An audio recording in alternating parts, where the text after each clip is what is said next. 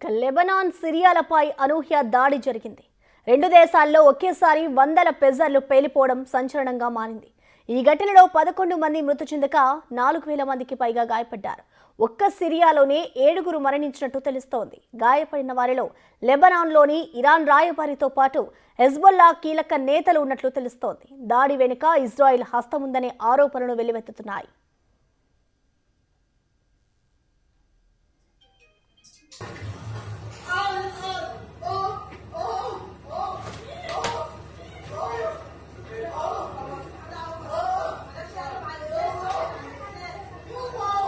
పెజర్లు పేలిన ఘటనలో 2 హెజ్బొల్లా సభ్యులు మరణించారు. ఒక ఎంపీ కుమారుడు కూడా మృతుల్లో ఉన్నట్లు సమాచారం అందుతోంది. ఇక ప్రమాదంలో హెజ్బొల్లా చీఫ్ నస్రుల్లాకు ఎటువంటి ప్రమాదం జరగలేదని, ఆయన క్షేమంగా ఉన్నారని సంస్థ ప్రకటించింది.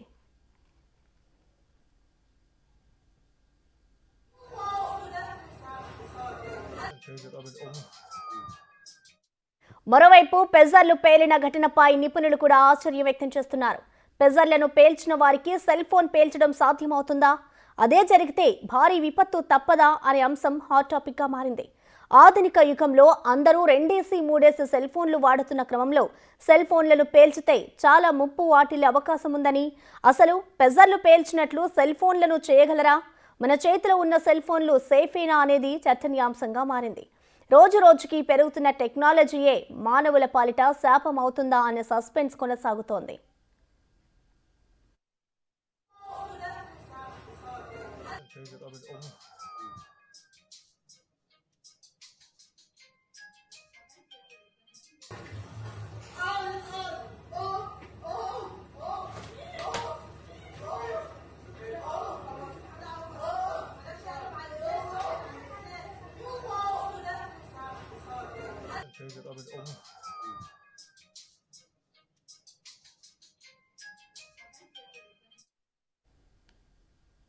ఇక దీనికి సంబంధించిన మరింత సమాచారాన్ని మా ఇన్పుట్ ఎడిటర్ పవన్ అందిస్తారు లైవ్ ద్వారా. Pavan, over to you. Thank you Prasanna. గత కొద్ది రోజులుగా ఉద్రిక్త పరిస్థితులు అయితే నెలకొని ఉన్నాయి. అటు లెబనాన్, సిరియా, ఇజ్రాయెల్ మధ్య తీవ్ర ఉద్రిక్త పరిస్థితులు నెలకొని ఉన్నాయి. నిన్న ఒక్కసారిగా వందల సంఖ్యలో పేలుళ్లు సంభవించాయి. చాలా కాలంగా అటు ఆ మొబైల్స్ వాడకాన్ని అటు లెబనాన్, సిరియాల్లో నిషేధించుకున్నారు. హెజ్బుల్లా సభ్యులు టార్గెట్గా అటు శత్రు దేశం వాళ్ళని ఎలిమినేట్ చేస్తుందన్న అనుమానాలతో పేజర్ని కమ్యూనికేషన్ వాడుతున్నారు. కానీ నిన్న ఏకకాలంలో ఆ పేజర్లన్నీ కూడా పేలిపోవడం, ఆ పేజర్లలో కొంతమంది హిజ్బుల్లా సభ్యులతో పాటు అనేక మంది పౌరులు కూడా మృతి చెందారు. మొత్తం మృతుల సంఖ్య 11కు పెరిగింది. 4,000 మందికి పైగా నిన్న పేలుళ్ల దాటికి వాళ్ళందరూ కూడా గాయపడిన పరిస్థితి చూస్తున్నాం. ఒక్కసారిగా ఈ పేజర్లన్నింటినీ ఏ రకంగా పేల్చివేశారనే దానిపైన ప్రస్తుతం అయితే సంచలనంగా మారింది. ఇప్పుడు ఇజ్రాయెల్ పనేనన్న అనుమానాలు వ్యక్తం అవుతున్నాయి. పేజర్లు తయారీ సమయంలోనే వాటిల్లో కొంతవరకు 2 గ్రాముల నుంచి 3 గ్రాములు మందుగుండు పెట్టడం, లేకుంటే వాటిల్లో ఒక బగ్గును పంపించడం ద్వారా ఈ పేలుళ్లకు పాల్పడ్డారన్న అనుమానాలు వ్యక్తం అవుతున్నాయి. అసలు నిజంగానే ఈ పేజర్లను ఈ రకంగా పేల్చడం సాధ్యమా అనే దానిపైన మనతో మాట్లాడడానికి సైబర్ ఎక్స్పర్ట్ రాచపల్ల అనిల్ గారు ఉన్నారు. అనిల్ గారు, నమస్తే. నమస్తే అండి. అనిల్ గారు, చూస్తున్నాం మనం లెబనాన్, సిరియాలో నిన్న ఏకకాలంలో వందల సంఖ్యలో పేజర్లన్నీ కూడా పేలిపోయాయి. వీటిలన్నింటినీ ఎలా చూడాలంటారు? అసలు అట్లా పేలుడు సంభవించడం, అలా పేల్చడం సాధ్యమేనా? అంటే బేసికల్గా దీంట్లో అజంప్షన్స్ కొన్ని ఉంటాయండి. బట్ డెఫినెట్లీ మొబైల్ ఫోన్స్ కానీ లేకపోతే పేజెస్ కానీ రిమోట్ డెటనేషన్ కానీ, టైం డెటనేషన్ కానీ, లేకపోతే ఒక ఎస్ఎంఎస్ వచ్చినప్పుడు కానీ, లేకపోతే ఒక జియో ఫెన్సింగ్ అంటే ఒక పర్టికులర్ ఏరియాలో ఉన్నప్పుడు కానీ మనం దీని వెహికల్ బాన్ ఐడి అంటాం, అలా చేసుకోవచ్చు. అంటే మనం డైరెక్ట్గా బాంబ్స్ పేజర్లో చేయటం అనేది ఇంతవరకు జరగలేదు. But possibilities are endless. మనం పుష్ప విమానంలో చూసాం, మనము వాడు ఐస్తోనే కత్తి చంపటం అంతా కూడా. But possibilities are there. But జనరల్గా చూస్తే కనుక రిమోట్ డెటనేషన్ కానీ, టైమ్డ్ డెటనేషన్ కానీ, ఒక ఎస్ఎంఎస్కి ఒక కాల్ వచ్చినప్పుడు కానీ, లేకపోతే జియో ఫెన్సింగ్ కానీ. జియో ఫెన్సింగ్ అంటే ఏంటంటే ఒక పర్టికులర్ ఏరియాలో ఉన్నప్పుడు బాంబు పేలిపోవాలని చేస్తుంది. ఇదే కాదు, అంటే ఇంతకుముందు కూడా మనము వైఫై కంట్రోల్డ్ ఎనేబుల్తో కూడా డివైసెస్ చేయటం, తర్వాత దాన్ని హ్యాక్ చేసి ట్రిగర్ చేయటం, ద సిగ్నల్ రేంజ్ని పెంచడం, తగ్గించడం లాంటిది కూడా చేశారు. అదే కూడా కాదు, అంటే పాసిబిలిటీస్ ఈవెన్ సీసీటీవీ మానిటరింగ్ అప్పుడు కూడా ఇటువంటి పర్టికులర్ ఇమేజ్ క్యాప్చర్ చేసినప్పుడు ఎక్స్ప్లాయిటేషన్ చేయొచ్చు అని కూడా చెప్తారు. సో బేసికల్గా దీన్ని టెక్నికల్గా చూసినట్లయితే ఎలక్ట్రోమెకానికల్ రిలే అని ఒకటి ఉంటుందండి, ఒకటి రేడియో ఫ్రీక్వెన్సీ ట్రిగరింగ్ అని ఒకటి ఉంటుందండి, సెన్సర్స్ అండ్ యాక్చువేటర్స్ అని ఉంటుంది అనమాట బేసిక్గా. సో దీని ద్వారా డెఫినెట్గా చేయొచ్చు. అంటే పేజర్లోనే బాంబు పెట్టారు, పేజర్లోంచే మనకు బాంబు పేలింది అనకుండా పేజర్ ఉపయోగించి పేజర్ పలానా జియో ఫెన్సింగ్ ఏరియాలో ఉన్నప్పుడు ఆటోమేటిక్గా ప్లాన్ చేసినటువంటి బాంబు పేలిపోవటం, అది డెఫినెట్గా పాసిబిలిటీస్ అయితే కంపల్సరీ ఉన్నాయి. విత్ ఇన్ ద అంటే పేజర్లో ఇప్పుడు అయితే నేను ఇప్పుడు వరకు వీళ్ళు వినలేదు. 2 రకాల అనుమానాలు వ్యక్తం చేస్తున్నారండి. బగ్గును పంపించేసి డివైస్‌ని పేల్చడం ఒకటి, ఆ డివైస్ తయారీ సమయంలోనే అందులో 2-3 గ్రాముల పేలుడు పదార్థాన్ని ఉంచి ఆ డివైస్‌ని తయారు చేశారు. ఇరాన్‌కి చెందిన కంపెనీ ఈ డివైస్‌లన్నీ తయారు చేసిందనే అనుమానాలు వ్యక్తమవుతున్నాయి. అంటే బగ్గును పంపించి డివైస్‌ని పేల్చేయడం సాధ్యమవుతుందా అది? తప్పకుండా అండి. నేను ఇందాక అన్నట్టుగా మెథడ్స్ ఆఫ్ ట్రిగరింగ్‌లో మనం చూసినట్లయితే ఎలక్ట్రోమెకానికల్ రిలే అని ఉంటుంది. రేడియో ఫ్రీక్వెన్సీ ద్వారా చేయొచ్చు. సెన్సార్ అండ్ యాక్యుయేటర్స్ తోట చేయొచ్చు. పాసిబిలిటీస్ అయితే కంపల్సరీ హండ్లెస్ ఉన్నాయండి. అంటే దీనికి కౌంటర్ మెజర్స్ కూడా ఉన్నాయి. ఫర్ ఎగ్జాంపుల్ ఒక ప్రధానమంత్రి గాని, ఒక ముఖ్యమైన వ్యక్తి వెళ్ళినప్పుడు సిగ్నల్ జామర్ చేయొచ్చు. ఎలక్ట్రోమాగ్నెటిక్ కౌంటర్ మెజర్స్ చేయొచ్చు. నెట్వర్క్ సెక్యూరిటీ చూసుకోవచ్చు. సిగ్నల్ డిటెక్షన్ అండ్ ట్రాకింగ్ చేయొచ్చు. అంటే రియల్ టైమ్ ఎగ్జాంపుల్‌లో మన ప్రధానమంత్రి గారు కానీ, లేకపోతే పెద్ద పెద్ద దేశాల్లో ఉన్నటువంటి వాళ్ళందరూ కూడా బేసిక్ థింగ్స్ మన సిగ్నల్ జామర్ చేసినా మనకు అయిపోతుంది ఈజీగా.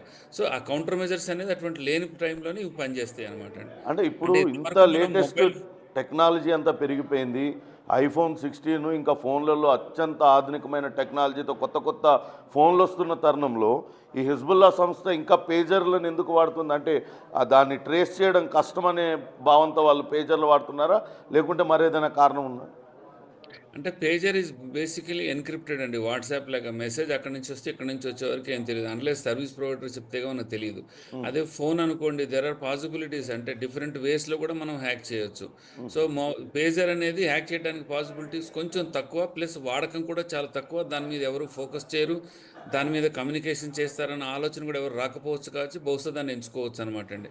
అంటే మన రియల్ వరల్డ్ ఎగ్జాంపుల్స్లో కూడా మనం మొబైల్ డివైజెస్ ద్వారా ఐఈడి పేల్చడం చూసాం, వైఫై అండ్ స్మార్ట్ డివైజెస్ ద్వారా ఎక్స్ప్లాయిట్ చేసి చేయడం చూసాం, కానీ అంటే పేజర్ అనేది ప్రత్యేకించి మనం ఎప్పుడు చూడలేదు. బట్ డెఫినెట్లీ పాసిబిలిటీస్ అయితే ఉన్నాయండి. కాకపోతే మీరు అన్నట్టు సందర్భంగా పేజర్లోనే 2-3 గ్రాములు పెడితే అంత పెద్ద ఎఫెక్టివ్గా ఉండకపోవచ్చు. బట్ అంత అంత లార్జ్ స్కేల్లో మ్యానుఫ్యాక్చరర్స్తో చేసి చేయలేమని కాదు, పాసిబిలిటీస్ ఉన్నాయి. కాకపోతే చాలా కాంప్లెక్స్, మెసేజ్ లీక్ అయ్యే అవకాశాలు ఎక్కువగా ఉంటుంది. కానీ డెఫినెట్గా బాంబు పేజర్లో కాకుండా చుట్టుపక్కల పెట్టేసేసి నేను ఇందాక అన్నట్టుగా మనము అదే ఇందాక చెప్పాను చూసారా, డిఫరెంట్ టైప్స్ ఆఫ్ హ్యాకింగ్ ద్వారా, అంటే ఎస్ఎంఎస్ ద్వారా కావచ్చు, జియో అండ్ ఫెన్స్ ద్వారా ఇంకోటండి, కావచ్చు. మనకు పేజర్ ఇంత ఉంటుంది. దానిలో ఉండే బ్యాటరీ కూడా మనం ఆ, ఇంచుమించుగా మొబైల్ ఫోన్లో వాడేంత బ్యాటరీనే ఉంటుంది కదా, లిథియం బ్యాటరీలే వాడతారు కదా. వాటిల ద్వారా వాటిని హీట్ ఎక్కించడం ద్వారా పేల్చే అవకాశం ఉంటుందంటారా? డెఫినెట్గా అవకాశం అయితే ఉందండి. దాంట్లో డౌటే లేదు. బట్ ఎలా చేశారనేది లిటిల్ సర్ప్రైజ్. అంటే with in the pager, with in the మొబైల్లో బాంబులు పెట్టి పేల్చడం అనేది ఇంతవరకు ప్రపంచంలో మనకి ఎక్కడా కూడా రియల్ టైమ్ ఎగ్జాంపుల్స్ ఎక్కడా కూడా రాలేదండి. ఓకే. మనకు వచ్చిన రియల్ టైమ్ ఎగ్జాంపుల్స్ అంటే బాంబు నా చుట్టుపక్కల ప్రాంతాల్లో పెట్టి లేకపోతే ఈ సిగ్నల్ ఇచ్చినప్పుడు ఈ నెంబర్ కాల్ చేసిన వెంటనే పేలిపోవాలని, ఈ నెంబర్కి ఏదైనా ఎస్ఎంఎస్, ఫస్ట్ ఎస్ఎంఎస్ వెళ్ళిన వెంటనే ఈ పలానా ఏరియాలో, అంటే ఈ కోటి కానీ అమీర్పేట కానీ ఒక జియో ఫెన్స్ చేసుకుని ఆ ఏరియాలో ఫోన్ రాగానే పేలిపోవాలి అని చేసుకోవచ్చు. కానీ ఇలాగ మనము మీరు అన్నటువంటి ఆలోచన ప్రకారం విత్ ఇన్ ద పేజర్లో, విత్ ఇన్ ద మొబైల్లో బాంబు పెట్టడం అనేది ఇంతవరకు వినలేదు. పాసిబిలిటీస్ అయితే ఉన్నాయి, ఉన్నా కూడా అది దొరికే అవకాశాలు ఎక్కువగా ఉంటాయి, అంటే ఎందుకంటే డిటెక్షన్కి. ఇప్పుడు పేజర్లను పేల్చేశారు అనుకుందామండి. అంటే సేమ్ అదే ఇప్పుడు మొబైల్ ఫోన్స్కి కూడా వర్తిస్తుందిగా, మొబైల్ ఫోన్స్ కూడా పేల్చేయచ్చుగా మనందరం వాడేయి. డెఫినెట్గానండి, పాసిబిలిటీస్ అయితే ఉన్నాయండి. ఎండ్లెస్ పాసిబిలిటీస్ అండి డెఫినెట్గా. ఒక పేజరే కాదు, ఏదైనా ఎలక్ట్రానిక్ ఇన్స్ట్రుమెంట్తో చేసినప్పుడు పేజర్ ఏముంది, మొబైల్ ఏముంది, దేనితోనే కూడా చేయొచ్చు, మన ల్యాప్టాప్స్ కూడా చేయొచ్చు, ఇంట్లో ఉన్న కాలింగ్ ఐఓటీ కనెక్టెడ్ ఏ డివైస్ అయినా చేయొచ్చు. ఇవాళ రేపు కుక్కర్లు కూడా అన్నీ కూడా మొబైల్ ద్వారా అంటే ఆపరేట్ అంటే చేసుకుంటూ దేని ఎటువంటి ద్వారా మొబైల్స్ చేయొచ్చు. ఎక్కువగా హ్యాక్ అయ్యే అవకాశం ఉంటుందండి? ఇప్పుడు ఐఫోన్, బ్లాక్బెర్రీ లాంటివి అంటే చాలా సేఫ్. వాటిని ఎవరు ఎన్క్రిప్ట్ చేయడానికి కానీ, వాటిల్లో ఏం బగ్స్ పంపించడానికి కానీ వీల్లేదంటారు కదా. ఎలాంటి మొబైల్స్లో ఎక్కువ హ్యాక్ అయ్యే అవకాశం ఉంటుంది? వాటిని ఒకవేళ పేల్చాలి, ఉగ్రవాదులు మొబైల్ ఫోన్స్ ద్వారా పేల్చాలనుకుంటే ఎటువంటి మొబైల్ ఫోన్స్ పేలే అవకాశం ఉంటుంది? ఎటువంటి మొబైల్ ఫోన్ అన్నా పేల్చొచ్చండి. దీనికి మనకంటే మన మొబైల్ ఫోన్ ద్వారా వాడి ఇందాక నేను చెప్పినట్టుగా ఎస్ఎంఎస్ గానీ, కాల్ గానీ అట్లా వచ్చినప్పుడు లేతే ఒక జియో ఫెన్స్‌లో ఉన్నప్పుడు చేయొచ్చు గానీ, మీరన్నటువంటి ఆలోచన ఏంటంటే వితిన్ ద ఇన్‌స్ట్రుమెంట్‌లో పెట్టాలంటే ఇన్‌స్ట్రుమెంట్ ఓపెన్ చేసి దాన్ని మనము జైల్ బ్రేక్ చేసి యాపిల్ అయితే ఏంటి ఏం సంబంధం ఏం లేదు. ఫోన్‌తో సంబంధం ఏం లేదు. ఏ ఫోన్ ద్వారానా చేయొచ్చు. మీరన్న తరుణం ప్రకారం అంటే ఓపెన్ చేసి దాంట్లో ప్లాన్ చేసి చేయటం అనమాట. అంటే ఇప్పుడు భారతదేశంలో జనాభా కన్నా మొబైల్ ఫోన్లే ఎక్కువ ఉన్నాయి. ఒకవేళ ఉగ్రవాదులు కనుక ఇటువంటి చర్యలకు పాల్పడి లెబనాన్‌లో పేజర్లు పేల్చినట్లుగా ఇక్కడ భారతదేశంలో మొబైల్స్ అన్నీ పేల్చేస్తే పరిస్థితి ఏంటప్పుడు? తప్పకుండానండి. మీరు ఇదే పాసిబిలిటీ అన్నప్పుడు ఫర్ ఎగ్జాంపుల్ మా ఇంట్లో కుక్కర్ ఉంది. మేము ఇంటి నుంచి ఆఫీస్ నుంచి బయలుదేరే ముందే దాన్ని ఐఓటీ ద్వారా ఆన్ చేస్తాము. ఆ కుక్కర్ నేను కొనుక్కున్నాననుకోండి, కుక్కర్ నాకు పంపిస్తాడనుకోండి, నన్ను కూడా చంపేయచ్చు. So, it's not just pager. మీరు అనుకున్న దాని ప్రకారం దేని ద్వారానా చేయొచ్చు. Whichever is connected to internet దేని ద్వారా అన్నా కూడా చేయొచ్చు మనం. So, it's not just pager. మన ఇంట్లో కుక్కర్ కావచ్చు, మన ఇంట్లో ఫ్రిడ్జ్ కావచ్చు, మన ఇంట్లో వాషింగ్ మెషిన్ కూడా ఐఓటీ డివైస్‌ల ద్వారా ఆన్ చేసుకుంటున్నారు. సో, అంటే డెఫినెట్ అటువంటి వాటిని ఆపలేమా? అంటే ఇంకా ఆపే ప్రసక్తి లేదండి. అంటే ఇది ఇండివిడ్యువల్ మెషిన్‌ని మనం టార్గెట్ చేసి చేస్తున్నారు కాబట్టి, ఇది మ్యానుఫ్యాక్చర్ నుంచి వచ్చేటువంటి కాదిది. మీరన్నట్టు లార్జ్ మ్యానుఫ్యాక్చరింగ్ అవన్నీ పాసిబిలిటీస్ కాదండి ఇవన్నీ గూడా. అంటే ఈ షాప్‌లో వీడు ఎక్కువగా గూడ్స్ కొంటున్నాడు. ఈ షాప్‌లో వాడు ఎలక్ట్రానిక్ గూడ్స్ కొంటున్నాడు కంటే, ఆ షాప్‌తో వాడు కొలడి, ఆ షాప్‌తో వాడు సోషల్ ఇంజినీరింగ్ చేసి, వాడిని కన్విన్స్ చేసి, నయానో భయానో చేసి, దాంట్లో ఇంప్లాంట్ చేసి పంపియటం గానీ, లార్జ్ స్కేల్‌లో కంపెనీస్ అన్నీ చేస్తున్నాయంటే నేను అనుకోనండి. ఎందుకంటే చాలా రెప్యుటేషను ఎంటైర్ కంపెనీ ఒక్కసారి బయటపడిందంటే కంపెనీ అంతా కూడా కిల్ అయిపోయే అవకాశాలు ఉన్నాయి కాబట్టి ఇండివిజువల్గా వారు ఏదైతే షోరూమో షాపో అక్కడి నుంచి వాళ్ళు ఆ మెషిన్స్ తీసుకుని ఆ మెషిన్స్ని ఫర్ ఎగ్జాంపుల్ ఐఫోన్ 12 మినీ తీసుకోవడానికి వచ్చారనుకోండి మిమ్మల్ని కన్విన్స్ చేసి ఐఫోన్ 15 అప్పచెప్తే ఎందుకంటే దానిలో ఆల్రెడీ ప్లాంట్ అయి ఉంది కాబట్టి సో అటువంటి సందర్భాలు ఉంటాయి కానీ factory to to terrorist factory to army అనేది నాట్ పాసిబుల్. అంటే యాజ్ ఏ ఇండివిజువల్ మనం ఇట్లాంటి బగ్ల బారిన పడకుండా ఉండాలంటే ఎటువంటి జాగ్రత్తలు తీసుకోవాలండి? అంటే ఇక మన చేతుల్లో ఏమీ లేదండి. మన చేతుల్లో మనం ఏమి చేయలేం. మనకంత టెక్నాలజీ, అంత డబ్బు, అంత టైము అంత ఉండదు కాబట్టి. కాకపోతే పెద్ద పెద్ద పొలిటీషియన్స్ కావచ్చు, ఈ బ్యూరోక్రాట్స్ కావచ్చు, ఇంపార్టెంట్ లీడర్స్ వాళ్ళందరూ కూడా డెఫినెట్‌గా చేసుకోవాల్సిందంటే ఫస్ట్ సిగ్నల్ జామర్స్ అండి. సిగ్నల్ జామర్ చేసుకుంటే 99% రేడియో ఫ్రీక్వెన్సీ గానీ, సెల్యులార్ సిగ్నల్స్ గానీ, వైఫై సిగ్నల్స్ అన్నీ కూడా జామ్ అయిపోతాయండి. రెండోది ఏందంటే ఎలక్ట్రానిక్, మ్యాగ్నెటిక్ కౌంటర్ మెజర్స్ తీసుకోవాలి. అంటే న్యూట్రలైజ్ చేసుకోవటానికి. మొబైల్ ఫోన్స్ కానీ కంప్లీట్‌గా ఆన్ కూడా కాదనమాట. అంటే ఇక అసలు ఆన్ కాదు, సిగ్నల్ కూడా అందదు. వాడికి ఎస్ఎంఎస్ రాదు, కాల్ రాదు, ఏమి రాదు. జామర్‌లో కనీసం మీకు సిగ్నల్ కనిపిస్తది కానీ you will not be able to use it. అదేవిధంగా నెట్వర్క్ సెక్యూరిటీ కూడా మనం ఏమైనా ఉన్నా కూడా అనాథరైజ్డ్ యాక్సెస్ ఆఫ్ సీసీటీవీని అది కూడా చేసుకోవచ్చు. సిగ్నల్ డిటెక్షన్ అండ్ ట్రాకింగ్ అని రకరకాల మెజర్స్ ఉన్నాయి. ఇవన్నీ కూడా బాగా ఉన్నత స్థాయిలో ఉన్నటువంటి వాళ్ళకి, ఎక్కువ డబ్బున్న వాళ్ళకి, పొలిటికల్‌గా బాగా ఎస్టాబ్లిష్ అయిన వాళ్ళకి డిఫాల్ట్ నెట్వర్క్స్ అండి ఇవన్నీ కూడా. సో హెజ్బుల్లాకి ఏంటంటే ఇంత డిఫాల్ట్ వెల్ ఎస్టాబ్లిష్ నెట్వర్క్ ఏముండదు. వాళ్ళంతా కూడా గొరిల్లా వార్ అంటే తెలుసు కదా! అవును. ఎనక గెరిల్లా. వెళ్ళిపోయే రకాలు కాబట్టి ఇంత వాళ్ళ లార్జ్ స్కేల్‌లో వాళ్ళకు ఉండదు. ఇదే విధంగా మనం ఏదైనా ప్రధానమంత్రి గారినో లేకపోతే ఇంకొక దేశంలో చేయాలంటే చాలా కష్టం అండి.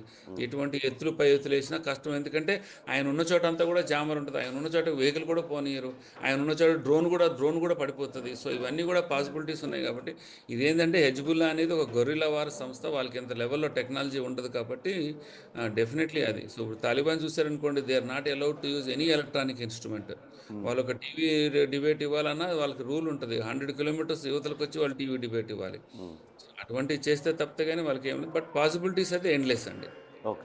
ఓకే అండి. థ్యాంక్ యూ అనిల్ గారు. థ్యాంక్ యూ వెరీ మచ్ మీరు వివరాలు అందించినందుకు. అదే ప్రస్తుతం అయితే హిజ్బుల్లా సంస్థ గత కొంతకాలంగా తన సంస్థ యొక్క ప్రముఖులందరినీ కూడా వరుసగా కోల్పోతూ ఉంది. ఇజ్రాయెలీ సంస్థ మొసాద్ తన పని తాను చేసుకుపోతుంది శత్రువుల్ని ఏరువెత్తలో. దానిలో భాగంగానే ఇటువంటి దాడులకు వ్యక్తిగత టార్గెట్లుగా పాల్పడుతూ వాళ్ళందరినీ ఎలిమినేట్ చేస్తూ వస్తుంది. అందుకే గత కొద్ది కాలంగా మొబైల్స్ వాడకాన్ని నిషేధించుకుంది హిజ్బుల్లా సంస్థ. కేవలం పేజర్ల ద్వారానే సమాచారం అందించుకుంటుంది. అటువంటి పేజర్లలో నిన్న పేలుళ్లు జరగడంతో కొంతమంది హిజ్బుల్లా సంస్థకు చెందిన ఇద్దరు మృతి చెందారు. అటు నస్రుల్లా హిజ్బుల్లా చీఫ్ నస్రుల్లా మాత్రం ఎటువంటి ప్రమాదానికి గురి కాలేదంటూ అక్కడ సంస్థ ప్రకటించిన పరిస్థితి అయితే ఉంది. అయితే ప్రస్తుతం మనం మొబైల్స్ అన్నీ వాడుతున్నాం, అవి కూడా ఏమాత్రం సేఫ్ కాదు. ఒకవేళ ఉగ్రవాదులు పేల్చాలంటే వాటిల్ని కూడా హ్యాక్ చేయొచ్చు అంటూ నిపుణులు చెప్తూ ఉన్నారు. తగిన జాగ్రత్తలు తీసుకోవాలి మొబైల్స్ వాడకాల్లో అనే విషయాన్ని నిపుణులు రాచమల్ల అనిల్ చెప్తున్న పరిస్థితి అయితే ఉంది. Right, thank you Pawan.